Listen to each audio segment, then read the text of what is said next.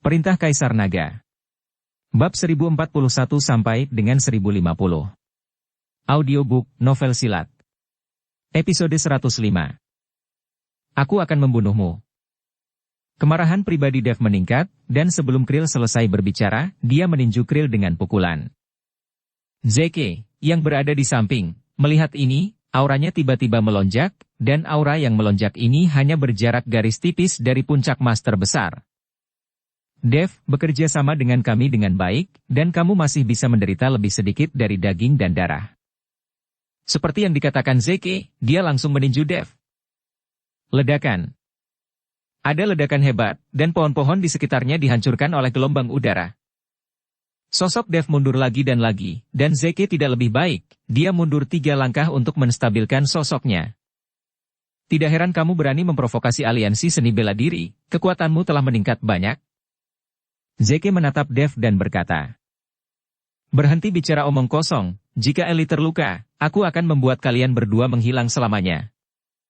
Setelah Dev selesai berbicara, dia berbalik dan berlari. Dia akan melihat apa yang terjadi pada Ellie, dia tidak ingin bertarung dengan 2 orang ini. "Tuan Ning, orang ini akan lari." Melihat Dev hendak lari, Krill buru-buru berteriak. "Jangan khawatir, dia tidak bisa melarikan diri." Zeke tampaknya telah mengambil keputusan sejak lama, dan langsung mengeluarkan layar sutra perak dari tangannya, dia tidak tahu bahan apa yang terbuat dari layar sutra. Jaring sutra langit.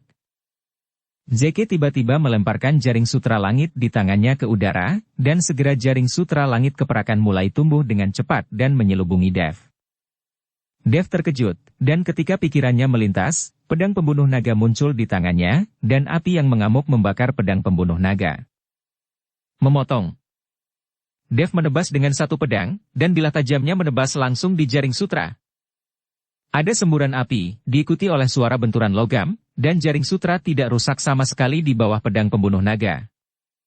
Segera, tubuh Dev terbungkus jaring, dan itu semakin dekat, tidak peduli seberapa keras Dev berjuang, dia tidak bisa membebaskan diri.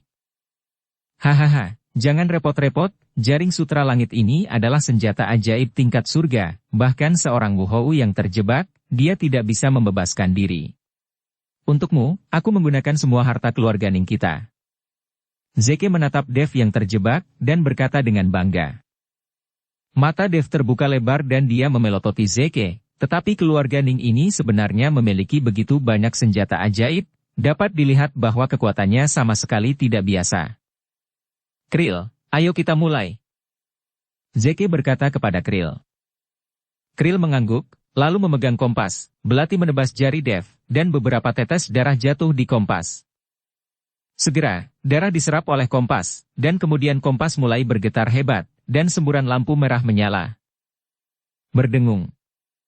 Frekuensi goyangan kompas semakin lama semakin besar, membuat suara bersenandung, dan akhirnya berubah menjadi auman naga. Bergemuruh. Tiba-tiba, bumi mulai bergetar, dan kemudian tanah tidak jauh naik. Dia akan datang. Apakah kamu cari mati? Krill berkata dengan kegembiraan di matanya. Mata Zeke juga bersinar terang, dan pedang muncul di tangannya. Mereka berdua sedang menunggu, tetapi Dev, yang terjebak pada saat ini, merasa bahwa kristal naga di tubuhnya terus-menerus bergetar, seolah-olah dia punya perasaan. Segera, tonjolan tinggi di tanah semakin dekat dan dekat dengan mereka, Krill buru-buru melemparkan kompas di tangannya, dan cahaya keemasan terpancar dari kompas, menyinari tonjolan tinggi. Tuan Muda Ning, lakukan sekarang. Krill buru-buru berteriak. Zeke mengangguk, tubuhnya melompat tinggi, dan pedang panjang di tangannya menusuk ke tonjolan tinggi. Semburan darah menyembur keluar dari tonjolan. Zeke sangat gembira, tepat ketika dia hendak menghunus pedangnya dan menikamnya lagi, tiba-tiba seluruh tubuhnya sepertinya dijungkir balikkan oleh semacam kekuatan besar, dan dia terbang langsung puluhan meter jauhnya. Dan dari tempat tinggi yang menonjol itu, seekor naga api yang terbakar dengan api membubung ke langit. Pedang Zeke masih tertancap di dalam tubuh naga api. Pada saat naga api muncul, udara di sekitarnya tampak terkuras sekaligus, semua pohon dan bunga layu, dan suhu tiba-tiba naik. Melihat naga api sepanjang puluhan meter ini, wajah Zeke dan Krill menjadi sedikit jelek. Dev juga terkejut. Pada saat itu, naga es hanyalah naga es yang tampaknya dibentuk oleh seseorang yang membuat susunan pada kristal naga. Omong-omong, naga es itu bukan naga sungguhan. Tapi naga api dengan mata terbuka lebar dan api di sekujur tubuhnya di depannya adalah naga sungguhan. Dari napas yang keluar dari naga api ini, Anda bisa merasakan penindasan yang mendalam. Ning.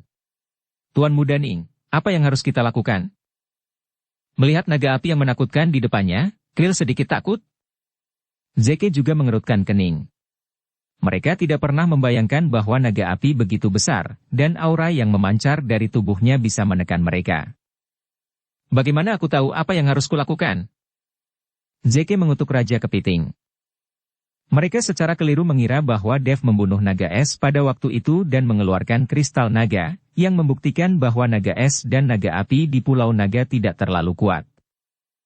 Sekarang mereka berdua telah bergabung, kekuatan mereka jauh lebih kuat daripada Dev pada waktu itu. Selain itu, ada senjata ajaib di tangan mereka, dan itu lebih dari cukup untuk menghadapi naga api. Tapi siapa tahu, naga api ini sebenarnya sangat besar, dan sangat kuat. Tubuh naga api di udara sedikit bergetar, pedang yang tertancap di tubuhnya jatuh, dan kemudian seperti dewa turun di atas kepala beberapa orang. Untuk sesaat, seolah-olah langit dan bumi adalah satu, dan semua kekuatan antara langit dan bumi menekan beberapa orang. Kepulan. Zeke dan Krill tidak memiliki kemampuan sedikit pun untuk melawan, jadi mereka jatuh langsung ke tanah, tidak dapat menggerakkan tubuh mereka. Dan tubuh Dev memancarkan cahaya keemasan, menggertakkan giginya, melawan paksaan ini. Tetapi pada akhirnya, cahaya keemasan di tubuh Dev hancur, dan tubuhnya jatuh ke tanah dengan satu lutut. Kristal naga di tubuh Dev terus-menerus bergetar, dan memancarkan semburan gelombang cahaya, yang tampaknya menarik perhatian naga api. Benar saja, mata naga api yang seperti lonceng tembaga menatap Dev, dan kemudian dia membuka mulutnya yang berdarah dan berjalan menuju Dev. Dev melihat naga api bergegas ke arahnya, matanya penuh kengerian, dia berjuang mati-matian, tetapi itu tidak berguna, jaringnya terlalu kuat, Dev tidak bisa membebaskan diri. Melihat bahwa Dev akan ditelan, pada saat ini, cincin istana naga langit di tangan Dev tiba-tiba berkedip. Dan saat cincin istana naga langit berkedip, naga api tiba-tiba berhenti dan menatap Dev di depannya dengan tenang, mata naga api itu penuh ketakutan dan kekaguman. Berdengung. Kristal naga-naga es di tubuh Dev mulai bergetar hebat, dan tubuh Dev juga ikut bergetar. Naga api juga merasakan getaran naga es kristal naga. Setelah ragu-ragu sebentar, dia membuka mulutnya lagi. Ketika Dev berpikir bahwa naga api akan menelannya dalam satu gigitan, manik-manik menyala tiba-tiba terbang keluar dari mulut naga api. Adegan ini langsung membuat Dev terlihat bodoh. Mungkinkah ini kristal naga-naga api? Dev berpikir dalam hati. Tapi manik yang menyala itu terbang ke mulut Dev. Dev sendiri tidak tahu harus berpikir apa, tetapi dia membuka mulutnya dan menelan manik-manik itu. Apa? Naga api? Tepat setelah menelannya, Dev merasa tubuhnya sedang dipanggang di gunung api, dan seluruh tubuhnya akan meledak. Segera, tubuh Dev juga mulai terbakar, menjadi seperti orang yang terbakar. Namun segera, lapisan kabut tipis langsung memadamkan api di tubuh Dev. Dan kemudian kristal naga es di tubuh Dev mulai mengeluarkan banyak udara dingin, yang dinetralisir oleh nyala api di tubuh Dev. Kedua kristal naga itu berputar bersama, dan akhirnya bertabrakan, kekuatan yang menakutkan mengelilingi Dev, membentuk badai. Saya tidak tahu berapa lama, kedua kristal naga itu benar-benar menyatu bersama, tubuh Dev tampaknya berada di gua es untuk sementara waktu, dan kemudian itu seperti gunung api. Dev bertahan untuk menahan siksaan ganda ini. Segera, kekuatan yang menyiksa tubuh Dev mulai perlahan menyatu dan mengembun, dan akhirnya semua tenggelam ke dalam dantiannya. Pada saat ini, sepertinya ada api yang menyala di mata Dev. Di bawah konsentrasi, cahaya yang membakar menyala, dan bahkan meledakkan lubang yang dalam di tanah. Ini. Dev sedikit terkejut, dia merasa bahwa kekuatan di tubuhnya jauh lebih kejam daripada kekuatan spiritual yang biasanya dia kembangkan. Dan kekuatan ini memberi Dev rasa keakraban yang tidak dapat dijelaskan, seolah-olah kekuatan ini awalnya miliknya. Perlahan menekan kekuatan ini, mata Dev kembali normal. Merasakan perubahan pada tubuh Dev, naga api tiba-tiba mengeluarkan raungan naga, dan kemudian tubuhnya naik ke udara dan terjun ke laut. Naga api pergi, tekanan mengerikan menghilang seketika, Zeke dan Krill berdiri, dan Dev juga berdiri perlahan. Zeke dan Krill melihat pemandangan tadi. Mereka tidak mengerti mengapa mereka ingin menelan naga api Dev pada saat kritis, mengapa mereka berhenti pada saat kritis dan memberi Dev kristal naga mereka sendiri. Meskipun mereka tidak memahaminya, mereka tahu bahwa Dev saat ini pasti sudah memiliki kekuatan naga. Krill, bunuh dia dengan cepat dan ambil kristal naganya. Zeke berkata dengan keras kepada Krill. Wajah Krill memancarkan sedikit kekejaman, mengepalkan tinjunya, dan menabrak Dev. Dev sekarang terikat dan tidak memiliki kekuatan untuk melawan, sehingga Krill tidak takut. Tetapi pada saat ini, cahaya keemasan di tubuh Dev, jaring langit dan bumi yang mengikat Dev, semuanya terkoyak dan tersebar. Aku baru saja melakukan latihan. Dev memandang Krill dengan dingin, dan kemudian tinjunya yang terbungkus cahaya keemasan juga melambai. Ledakan. Keduanya meninju bersama, dan kemudian cahaya keemasan meledak, dan tubuh Krill terbang seperti layang-layang dengan tali yang putus. Namun, Dev tidak berhenti, tubuhnya melompat, dan tinju emas dengan kekuatan menghancurkan dan menghantam Krill lagi. Wajah Krill terkejut, dia buru-buru melafalkan mantra, dan melihat cahaya keemasan melindungi dada Krill. Dentang. Dev menghancurkannya dengan pukulan, dan seolah-olah dia menabrak baja secara langsung. Ketika saya melihat lebih dekat, saya menemukan kompas di tangan Krill, yang memancarkan cahaya saat ini, melindunginya di depan dada Krill. Baru saja, Dev memukul kompas dengan pukulan. Meskipun pukulan ini tidak merusak kompas, jelas ada retakan pada kompas. Kompas saya. Pas dengan pukulan. Melihat kompas yang retak, Krill sangat tertekan sehingga dia hampir menangis. Melihat adegan ini, Zeke mengerutkan kening, dan sudut matanya terus berkedut, jangan melolong, anak ini memiliki kekuatan naga sekarang, kita akan bergabung untuk membunuhnya. Zeke tahu bahwa dengan mengandalkan kekuatannya sendiri, dia takut dia tidak akan menjadi lawan Dev. Kekuatan naga. Dev sedikit terkejut ketika mendengar kata itu. Mungkinkah kekuatan misterius di tubuhnya adalah kekuatan naga? Dan kekuatan ini berasal dari perpaduan dua kristal naga. Dev memandang Zeke dan Krill. Dia akhirnya mengetahuinya. Ternyata kedua orang ini sudah mengetahui rahasianya. Mereka tahu bahwa kombinasi kristal naga-naga es dan kristal naga-naga api akan melahirkan kekuatan naga yang sesungguhnya. Tidak ada yang istimewa dari menelan satu kristal naga, yaitu, hanya energi spiritual di dalam kristal naga. Tapi siapa sangka menelan dua kristal naga akan menghasilkan efek yang berbeda. Mendengar raungan Zeke, Krill menyingkirkan kesedihannya, matanya memancarkan niat membunuh, dan kemudian dia berteriak keras. Saya melihat kompas yang sudah retak mulai bersinar lagi pada saat ini, dan Krill diselimuti cahaya. Segera, tubuh kurus Krill mulai meroket, dan setiap inci ototnya terbungkus cahaya. Seperti raksasa cahaya.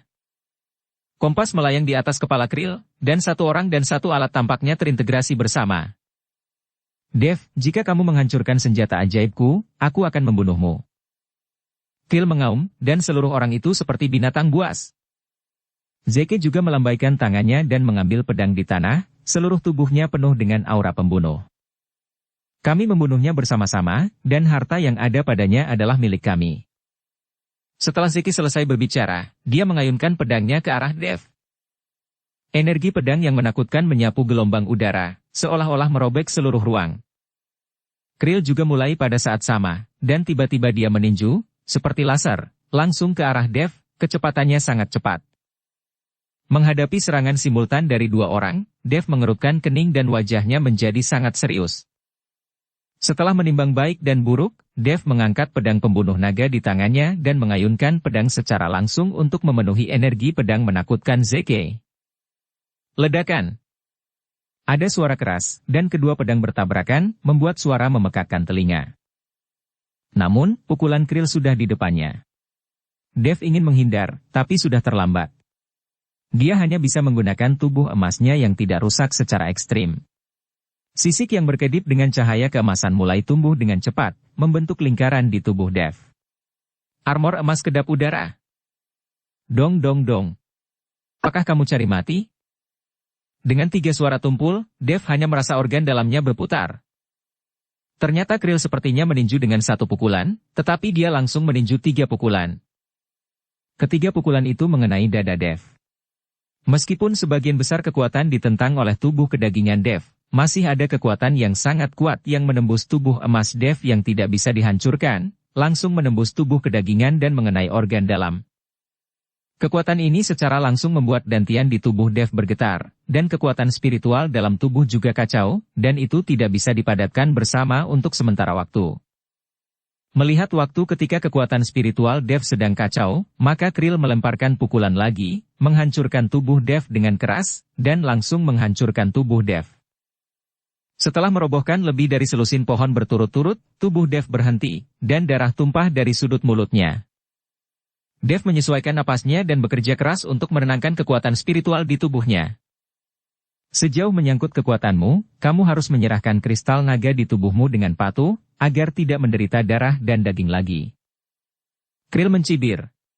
Pas dengan pukulan. Zeke melihat bahwa Dev bahkan tidak bisa menangani Krill, dan kegugupannya sekarang mereda. Tampaknya kristal naga baru saja bergabung, dan Dev belum sepenuhnya memahami kekuatan naga. Dev tidak mengatakan apa-apa, dia menggunakan waktu singkat ini untuk mengatur kekuatan spiritual di tubuhnya. Namun, kekuatan Krill tidak tinggi, tetapi dia memiliki pengalaman bertarung yang kaya dan diberkati dengan senjata magis, jadi sangat sulit untuk dihadapi. Di sebelahnya adalah Zeke, yang menatapnya. Menghadapi mereka berdua, Dev tidak memiliki rencana melawan musuh untuk sementara waktu. Berhenti bicara omong kosong dengannya, bunuh dia dulu. Zeke tahu bahwa Krill terlalu banyak bicara, jadi dia memegang pedang dan menyerang Dev lagi. Tapi kali ini, Dev tidak mengikuti Zeke untuk bertarung keras, tetapi menghindari pedang tajam itu dengan sekejap. Tubuh Dev baru saja menghindari serangan pedang Zeke, dan kemudian energi tirani Krill menghantam. Krill menghitung waktu bagi Dev untuk menghindar, dan kemudian menemukan bahwa Dev baru saja menghindari serangan itu, dan ketika dia masih berdiri, dia meluncurkan serangan mendadak, membuat Dev sulit untuk waspada. Benar saja. Kali ini Krill berhasil lagi dan menghancurkan Dev lebih dari 10 meter. Dev sekarang menghadapi musuh, wajahnya menjadi sangat bermartabat. Dev tidak mengatur napasnya kali ini, tetapi pedang pembunuh naga di tangannya sedikit terbalik, diikuti oleh goyangan tubuhnya, dan tak lama kemudian Dev yang lain muncul. Lalu 3, 4, 5. 5 Dev yang identik, berdiri di seberang Zeke dan Krill. Semuanya memiliki nafas yang sama di tubuh mereka. Mustahil untuk membedakan mana tubuh Dev dengan mengandalkan nafas. Menghadapi 5 Dev yang identik, Krill tiba-tiba sedikit tercengang, tetapi Zeke tersenyum dingin. Saya tidak berharap Anda mempelajari 9 bayangan Ichiro, tetapi ilusi ini hanya menggertak orang lain. Di depan saya, itu benar-benar tidak layak. Benarkah? Kalau begitu cobalah. Setelah Dev selesai berbicara, pedang pertama dari seni pedang 9 bayangan langsung menuju Zeke. 5 pedangki yang menakutkan membuat dunia di sekitarnya berubah warna. Zeke tersenyum dingin, matanya sedikit menyipit, dan pedang di tangannya mengeluarkan suara bersenandung. Dia tahu bahwa di antara 5 pedangki ini, hanya satu yang kuat, dan yang lainnya tidak layak disebut. Selama dia menemukan energi pedang paling kuat di antara mereka, dia bisa memblokirnya dengan satu pedang. Sangat disayangkan bahwa 5 pedangki terbang menuju Zeke, dan ketika dia berada di depan Zeke, wajah Zeke menjadi sangat jelek. Karena dia menemukan bahwa 5 pedangki ini sebenarnya mengandung niat membunuh yang besar, dan masing-masing tampaknya mampu menghancurkannya. Zeke yang tak berdaya hanya bisa memblokir pedang di depannya, dan cahaya putih samar muncul di depan Zeke, membentuk perisai. Dentang. Dengan ledakan keras, seluruh pulau naga tampak bergetar, dan tubuh Zeke terbang langsung, menghantam tanah dengan keras. Perubahan mendadak ini mengejutkan Krill. Tuan Muda Ning. Pas dengan pukulan. Krill bergegas dan membantu Zeke berdiri.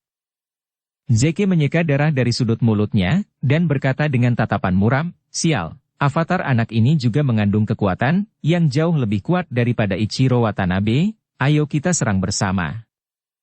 Pedang di tangan Zeke bersinar dengan cahaya, dan kemudian sekelompok cahaya besar tampak naik di atas ujung pedang, dan aura menakutkan menyelimuti seluruh tubuh Zeke.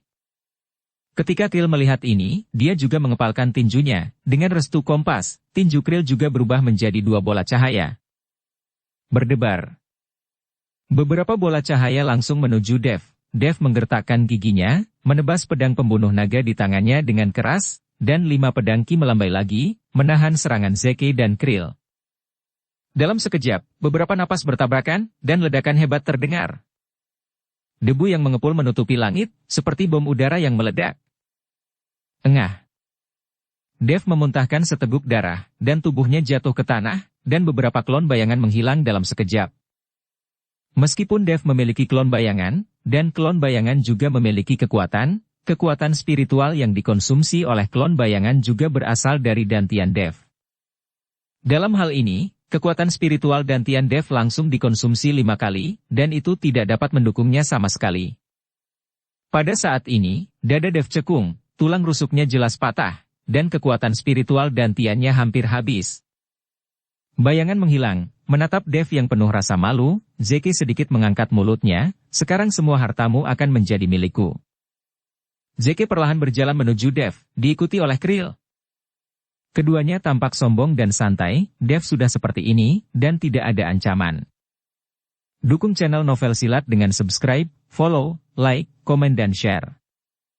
Dev mengerutkan kening, dengan putus asa berusaha memadatkan kekuatan spiritual di tubuhnya, tetapi kekuatan spiritual di tubuhnya hancur dan hampir habis, dan sekarang dia tidak memiliki kekuatan untuk berdiri.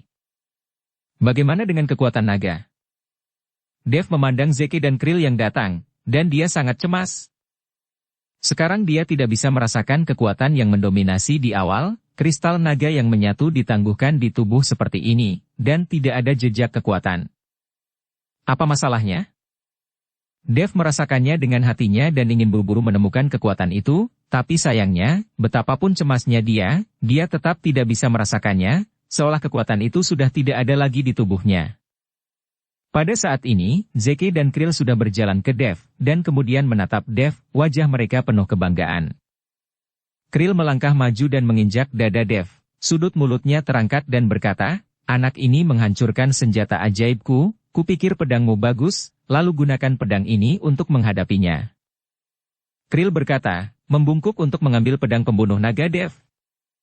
Faktanya, apa yang dikatakan Krill dimaksudkan untuk didengar oleh Zeke. Dia takut setelah membunuh Dev, semua harta di tubuh Dev akan menjadi milik Zeke. Lagi pula, selain naga kristal, pedang pembunuh naga Dev juga merupakan senjata langka. Tepat ketika Krill membungkuk untuk mengambil pedang pembunuh naga Dev, pedang pembunuh naga tiba-tiba berdengung, diikuti oleh pedang ki yang tajam, yang langsung menebas telapak tangan Krill. Untungnya, Krill menghindar dengan cepat, kalau tidak pedang itu akan memotong lengannya. Telapak tangan Krill berdarah, dan dia menatap Dev dan pedang pembunuh naga dengan kaget.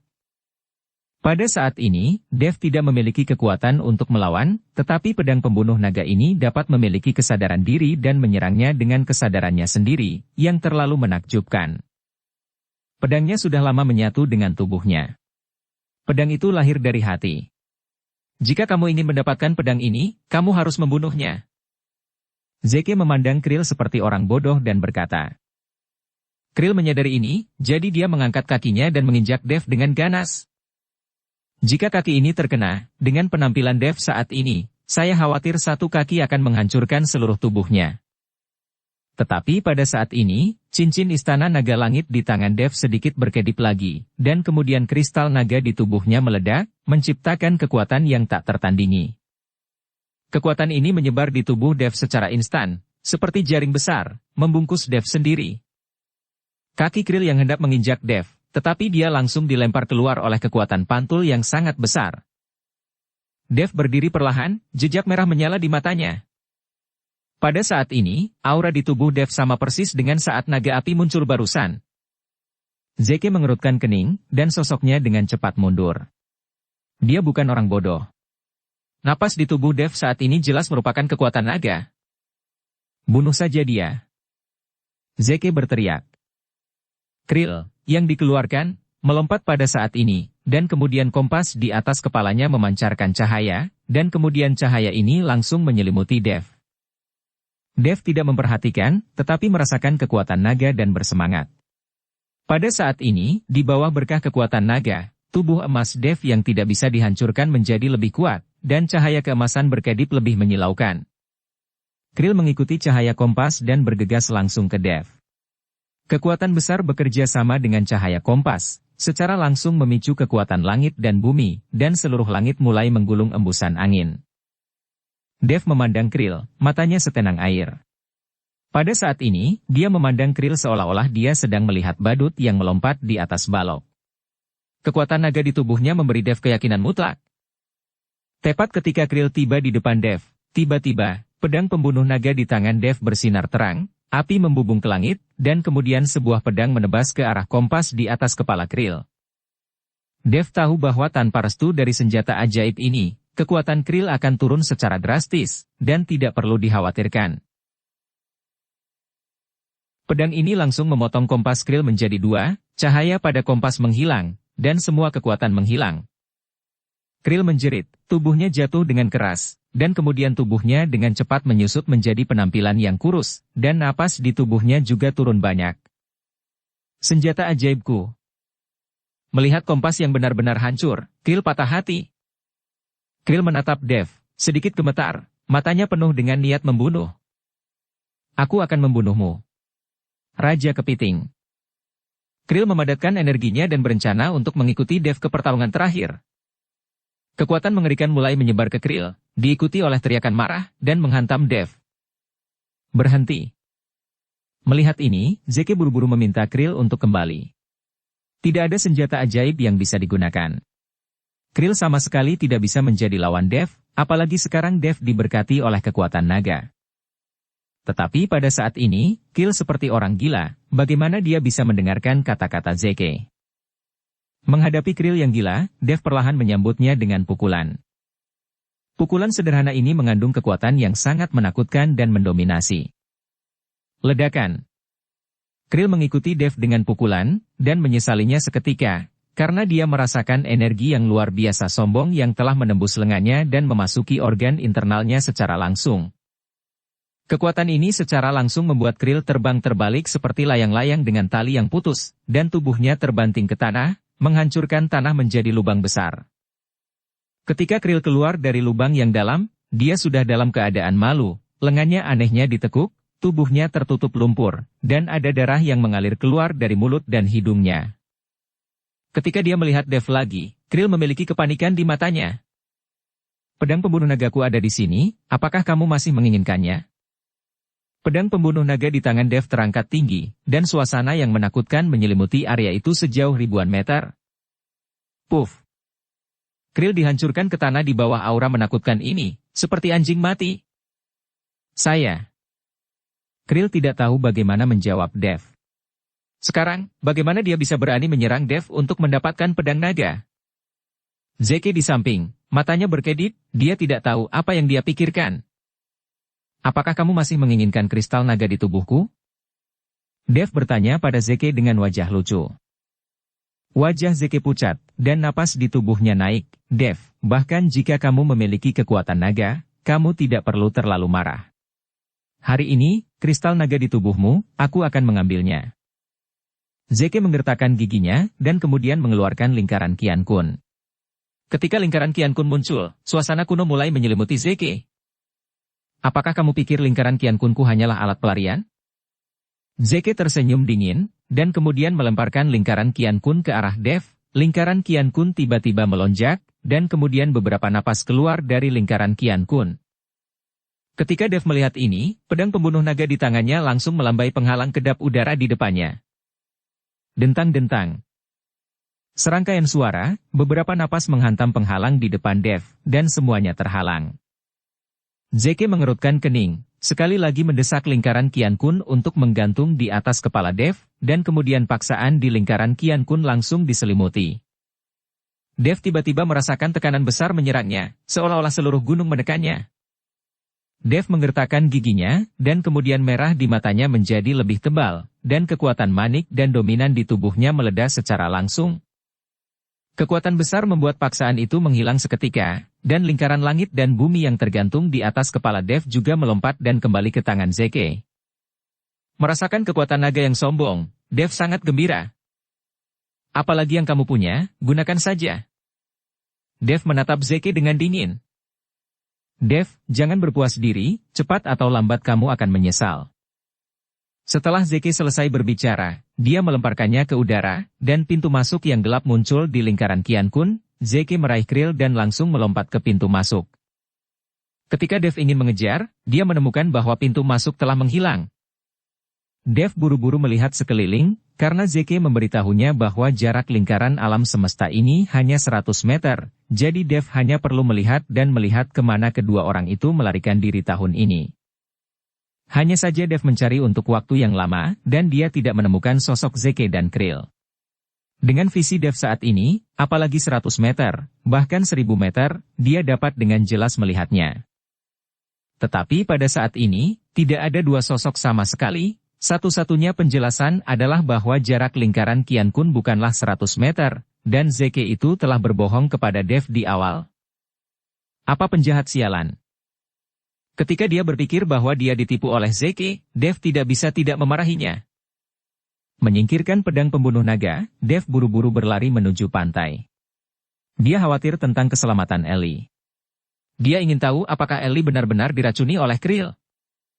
Pada saat ini, di dermaga tempat Pulau Swolong berlabuh, Elias Gu dan yang lainnya dengan cemas berputar di sekitar Ellie. Tidak ada yang tahu apa yang terjadi pada Ellie. Tidak lama setelah dia mendarat di pulau itu, Ellie jatuh ke tanah, tubuhnya masih berkedut secara teratur.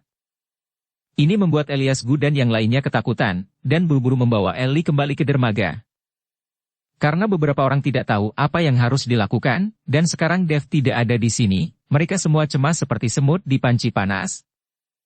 Ellie, bangun, bangun. Elias Gu memegang tangan Ellie dengan erat dan menangis. Gu tua, jangan khawatir. Meskipun Ellie dalam keadaan koma, napasnya masih stabil. Seharusnya tidak ada masalah besar. Tunggu Dev datang dan biarkan Dev melihatnya. Huansu membujuk Elias Gu, lalu memandang Yansen dan berkata, Yansen, cari Dev dan kembali bersama Dev secepat mungkin. Oke. Yansen mengangguk dan buru-buru pergi mencari Dev. Dan pada saat ini, Dev juga dengan putus asa bergegas menuju dermaga. Yansen tidak pergi jauh ketika dia bertemu Dev. Tuan Chen. Melihat Dev, Yansen langsung berteriak gembira. Yansen, mengapa kamu di sini? Bagaimana dengan Ellie dan yang lainnya? Melihat Yansen, Dev memiliki firasat buruk di hatinya. Tuan Chen, saya di sini untuk menemukan Anda. Saya tidak tahu mengapa, Nona Ellie tiba-tiba jatuh koma, dan sekarang Gu tua panik. Yansen berkata kepada Dev. Ketika Dev mendengar ini, alisnya berkerut erat, dan tubuhnya melintas ke arah dermaga. Yansen mengikuti dari belakang. Ketika keduanya tiba di dermaga, mereka menemukan Ellie terbaring di atas rumput, tidak bergerak, dan Elias Gu berdiri di sampingnya dengan air mata di matanya. Melihat Dev datang, Elias Gu buru-buru bangkit, meraih Dev dan berkata, Dev, kamu harus menyelamatkan Ellie. Dia tidak tahu apa yang terjadi, dan tiba-tiba pingsan. Gu tua, jangan khawatir, aku sudah tahu apa yang terjadi. Dev berjongkok dan membantu Ellie berdiri. Sepotong kekuatan spiritual dimasukkan ke dalam tubuh Ellie, tetapi tidak ada gunanya sama sekali. Kemudian Dev memeriksa nafas Ellie, dan dia akhirnya menghela nafas lega. Meskipun napas Ellie lemah, itu tidak fatal, tetapi Dev masih tidak memiliki cara untuk membuat Ellie tersadar. Sekarang dia tidak tahu racun apa yang dimiliki Ellie. Baru saja, Dev mencoba menggunakan teknik konsentrasi hati untuk menyedot racun dari tubuh Ellie, tetapi tidak berhasil. Dev, bagaimana keadaan Ellie? Buru-buru membawa Ellie kembali ke dermaga. Elias Gu bertanya dengan cemas. Ellie tidak dalam bahaya, Dev menghibur Elias Gu, lalu memandang Yansen dan berkata. Yansen, cari kapal, kita harus segera kembali, tidak peduli berapa biayanya. Karena banyak kapal yang baru datang, tidak ada perjalanan kembali pulang, jika ingin kembali diperkirakan akan menghabiskan banyak uang. Tepat ketika Jensen hendak menemukan kapal kembali, Frederick berjalan sambil tersenyum. Gutua, menemui kesulitan? Frederick bertanya. Cucu perempuan saya sakit, jadi saya harus segera kembali. Saya tidak tahu apakah Bos Jin memiliki kapal kembali. Harganya bisa dinegosiasikan. Elias Gu berkata kepada Frederick. Karena Elias Gu membeli begitu banyak barang antik di pelelangan, Frederick mengenal Elias Gu. Frederick melirik Ellie, lalu mengangguk dan berkata, aku akan segera mengembalikan kapal pesiar. Kapal ini besar, jadi pergilah lebih cepat, jangan tunda waktu demi keponakan tertuamu. Frederick sangat antusias dan murah hati, dia bahkan membiarkan kapal pesiar kembali dan mengirim Dev dan yang lainnya kembali. Ketika Elias Gu mendengar ini, dia segera berkata dengan rasa terima kasih, Bos Jin, terima kasih banyak. Ini semua sepele. Kalian naik perahu, aku akan segera menjalankan mereka. Frederick meminta Elias Gu dan yang lainnya untuk naik ke kapal, sementara dia pergi untuk memberitahu kamar kapten dan langsung berlayar. Kapal pesiar mewah kembali, dan Dev memandang Ellie, yang sedang koma, dengan ekspresi yang sangat serius. Dengan keterampilan medisnya, ditambah dengan pil tertinggi yang diturunkan oleh guru tua lembah Dewa Obat, penyakit tak tersembuhkan macam apa yang tidak bisa untuk diobati. Tapi Dev tidak bisa mengetahui jenis racun apa yang ada di tubuh Ellie. 2 hari setelah perjalanan kembali, beberapa orang dalam suasana hati yang buruk.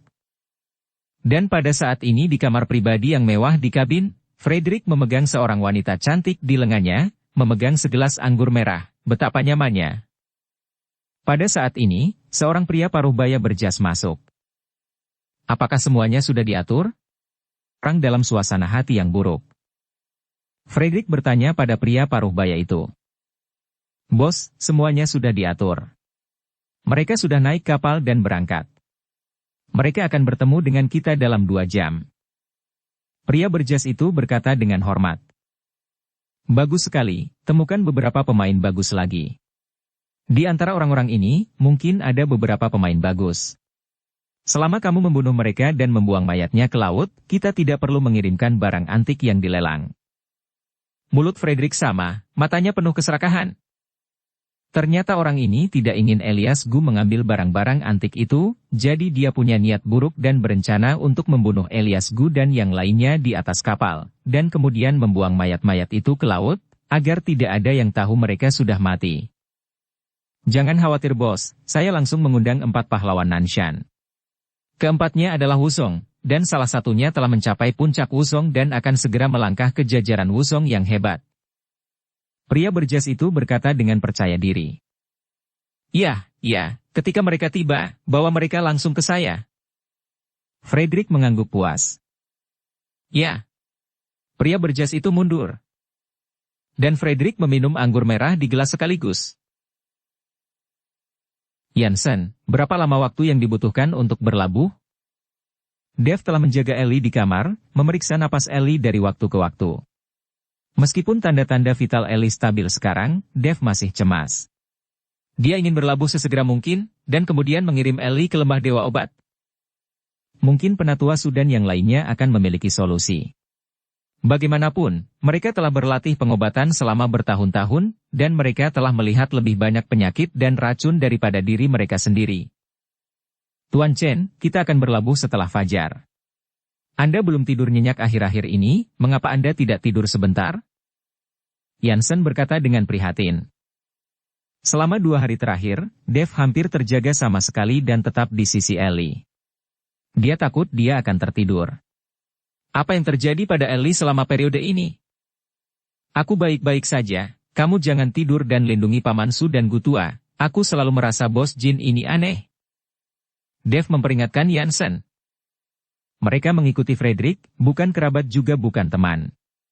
Mereka baru saja membeli sebagian besar koleksi di pelelangan. Jika Frederick ingin membantu mereka, dia akan menjilat Elias Gu dan hanya mengirim kapal kecil. Orang harus tahu bahwa biaya perjalanan pulang dengan kapal pesiar mewah ini sangat mahal. Dan kali ini 4 hari, dan para turis di pulau itu pasti akan membujuk langit, dan mereka yang bisa naik kapal pesiar mewah ini bukan orang biasa. Sekarang Frederick lebih suka mengambil risiko menyinggung semua turis dan mengirim mereka kembali dengan kemewahan dan kekuatan seperti itu, pasti ada sesuatu yang rumit tentang itu. Pengusaha mencari untung, tetapi Dev tidak percaya bahwa Frederick baik. Ya, aku akan memperhatikan. Jansen mengangguk. Sat buruk di hatinya. Lebih dari 2 jam kemudian, hampir fajar, dan itu tidak jauh dari dermaga kota Nanhua. Pada saat ini, beberapa speedboat diam-diam mendekati kapal pesiar, dan kemudian 7 atau 8 orang menaiki tangga gantung ke kapal pesiar. Segera, orang-orang ini dibawa ke kamar Frederick. Di antara orang-orang ini, ada 4 orang yang terlihat persis sama. Ini adalah 4 pahlawan Nanshan, dan keempatnya kembar 4. Bos, orang-orang di sini. Seorang pria berjas masuk ke kamar Frederick dan berkata. Frederick membereskan pakaiannya, melambaikan tangannya dan berkata. Biarkan mereka masuk. Segera, beberapa orang dari Nanshan for Heroes masuk. Melihat ini, Frederick buru-buru bangkit untuk menemuinya. Meskipun keempat pahlawan Nanshan ini tidak terlalu tua, mereka sangat kuat. Berkali-kali, aktivitas Frederick membunuh orang dan mencuri barang diselesaikan oleh keempat orang ini. 4 pahlawan, silahkan. Frederick dengan sangat sopan mengundang 4 pahlawan Nanshan ke tempat duduknya. Bos Jin, apakah ada kesepakatan bagus bagi kita berempat untuk datang ke sini? Tanya yang tertua dari 4 pahlawan Nanshan. Tentu saja, kalau tidak mengapa saya bangunkan kamu di tengah malam. Frederick tersenyum tipis. Katakan padaku, berapa harganya kali ini, dan siapa yang kita hadapi, kita berempat harus mencari tahu. Bos bertanya terus terang. Frederick melihat sekeliling, pria berjas itu buru-buru menendang semua orang keluar dari ruangan. Untuk memberitahu kalian berempat, ada beberapa orang di kapalku sekarang, semuanya adalah turis dari Hong Cheng. Saya berencana untuk mengundang mereka berempat untuk membunuh orang-orang ini. Adapun hadiahnya, Anda dapat melakukan apapun yang Anda inginkan. Frederick berkata langsung. Berapa banyak turis? Bos sedikit terkejut. Jika hanya beberapa turis, bawahan Bos Jin dapat menanganinya dengan santai, dan Anda tidak akan membiarkan kami berempat datang untuk mendapatkan uang, kan? Mereka terlalu mengenal Frederick. Mereka bisa mati demi uang. Jika pihak lain mudah untuk dihadapi, Frederick tidak akan bisa menyerahkan uang dan mengundang mereka ke sini. Ada 2 prajurit di antara orang-orang ini, dan mereka merasa kekuatan mereka tidak rendah, jadi aku mengundang kalian untuk berjaga-jaga. Frederick menjelaskan. Unkan kamu di tengah malam. Oh, jadi itu yang terjadi. Karena pihak lain memiliki 2 prajurit, kami tidak tahu kekuatannya, jadi harganya tidak mudah untuk dibicarakan, tetapi minimum tidak boleh kurang dari 10 juta. Tidak masalah. Selama kamu membunuh beberapa orang ini dan membuang mereka semua ke laut, aku akan memberimu 50 juta. Tanpa menunggu bos selesai berbicara, Frederick setuju. Puluhan juta bukan apa-apa bagi puluhan miliar barang antik. Bersambung ke episode 106. Dukung kami dengan subscribe, follow, like, komen dan share. Terima kasih.